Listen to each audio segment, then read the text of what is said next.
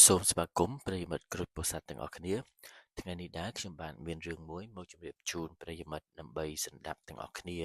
ដែលរឿងនោះមានអត្ថន័យដូចខាងក្រោម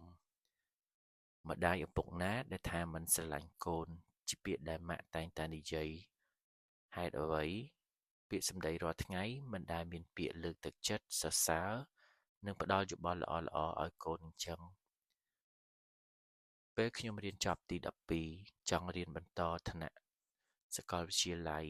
ក៏ប៉ុន្តែម្ដាយរបស់ខ្ញុំមិនឲ្យខ្ញុំរៀនទេគាត់ឲ្យខ្ញុំជួយលក់ដូរនិងបង្ខំឲ្យខ្ញុំយកប្តី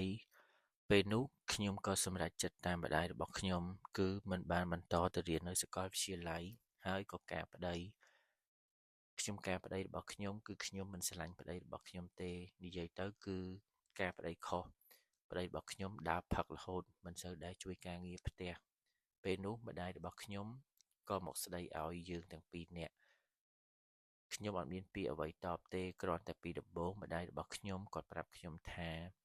គេជាមនុស្សល្អគាត់ពេញចិត្តគាត់មើលមនុស្សមិនដែលខុសទេដល់តែខ្ញុំការហើយប្តីរបស់ខ្ញុំមិនជួយការងារផ្ទះគាត់តែពីដើមផឹកបែបនេះម្ដាយរបស់ខ្ញុំក៏មកជេរពួកខ្ញុំទាំងពីរនាក់ទៅវិញលុះរស់នៅយូរទៅជាមួយនឹងប្តីរបស់ខ្ញុំពួកយើងក៏បានស្រឡាញ់គ្នាពីមួយថ្ងៃទៅមួយថ្ងៃនិងយល់ចិត្តគ្នាហើយពួកយើងក៏បានបង្កើតបានកូន3នាក់ផងដែរក៏ប៉ុន្តែម្ដាយរបស់ខ្ញុំនៅពេលដែលពួកខ្ញុំធ្វើខុសគឺគាត់នៅតែឌឺដងរាល់ថ្ងៃពេលខ្លះគ្រាន់តែខ្ញុំភ្លេចការងារលក់ដូរគាត់ក៏ថាឲ្យខ្ញុំនិងប្តីរបស់ខ្ញុំថាបើរកស៊ីអញ្ចឹងគង់តែមានថ្ងៃរលាយអស់ទេបងប្អូនគេមានផ្ទះមានឡានក៏បញ្ឆិតបញ្ឈៀងមកឲ្យខ្ញុំទាំងពីរនាក់ហើយគំរាមថាបើធ្វើតែឲ្យគាត់ពិបាកចិត្តអញ្ចឹងគាត់នឹងទៅលោតទឹកសម្លាប់ខ្លួនលេបថ្នាំសម្លាប់ខ្លួនឲ្យស្លាប់គាត់នឹងផុតទុកហើយតើឪពុកម្ដាយរបស់អ្នកដទៃពេលឃើញកូនលំបាកពេលឃើញកូនពិបាកចិត្តពួកគាត់តែងតែមកជួយលើកទឹកចិត្តកូនឬក៏មកស្ដីបន្ទោសដូចជាម្ដាយរបស់ខ្ញុំតើម្ដាយឪពុករបស់គេមានតែការអប់រំនិងពាក្យទូន្មានកូនល្អឬក៏មានតែពាក្យជេរស្ដីដោយម្ដាយបង្កើតរបស់ខ្ញុំកើតមកជាតិនេះពិតជាអភ័ព្វខ្លាំងណាស់ហើយខ្ញុំក៏អន់ចិត្តនិងខឹងខ្លួនឯងយ៉ាងខ្លាំងដែលម្ដាយរបស់ខ្ញុំមិនយល់ចិត្តខ្ញុំទាល់តែសោះខ្ញុំសង្ឃឹមថាអត្ថបទមួយនេះម្ដាយរបស់ខ្ញុំនឹងបានស្ដាប់ឮដូច្នេះខ្ញុំសូមឲ្យគាត់កែចរិតរបស់គាត់ចេញនិងព្យាយាមយកចិត្តខ្ញុំដាក់ចិត្តគាត់ផងខ្ញុំនិងប្តីរបស់ខ្ញុំពិតជាស៊ូទ្រាំទៅនឹងពាក្យ